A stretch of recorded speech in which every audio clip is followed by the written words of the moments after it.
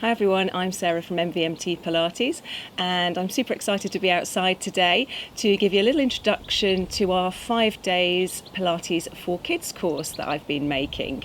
I wanted to take a few moments just to let you know what it's all about, who it's suitable for, and also to give you a heads up about some of the equipment that we might use. Now don't get put off by the word equipment. Some of these things are just going to be stuff that you've got around the house and that the kids can use to make it a little bit more fun and a little bit more interesting.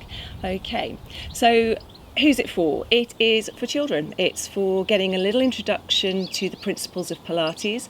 So we're going to introduce them to things like balance, coordination. We're going to add a little bit of strengthening in there as well. I've got some influences from yoga and little snippets of mindfulness as well, which are really going to help the kids to focus, to have increased concentration, and there might be little things that they can take away with them and practice on their own in their own time as well if they like them. So hopefully there'll be something for everyone in these little short classes that we're going to do. So equipment wise, I've got a mat that I use. If the kids have got a mat and they can use those, brilliant. If not, carpet should be absolutely fine, something soft for them to stand on and lie on. I usually suggest a little hand towel folded up is really handy for popping under their heads, and also for doing things like balancing as we walk around, balancing on their heads. Might slide off a bit.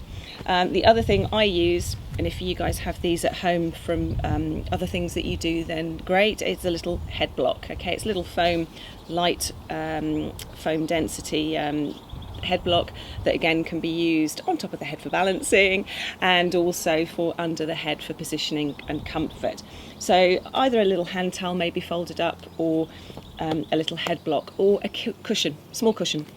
Be absolutely fine, something comfortable for them to be on. So think about anything that you might have at home that can be used for those.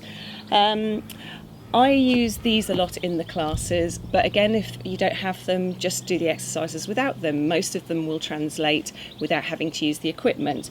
But this is a set of 2 soft balls that I use in adult classes and in kids classes. And I like the 2 sizes that we get. I think one's a 7-inch, one's a 10-inch, and they come in a double pack anyway, from 66 Fit. They've got little poppers there so that you can blow air into them, and I like to have the smaller one with less air in, and we can use that sort of to lie on and sometimes under the head and so on. So that's quite nice with a little less air in, otherwise we end up rolling all over the place when we start to lie on them.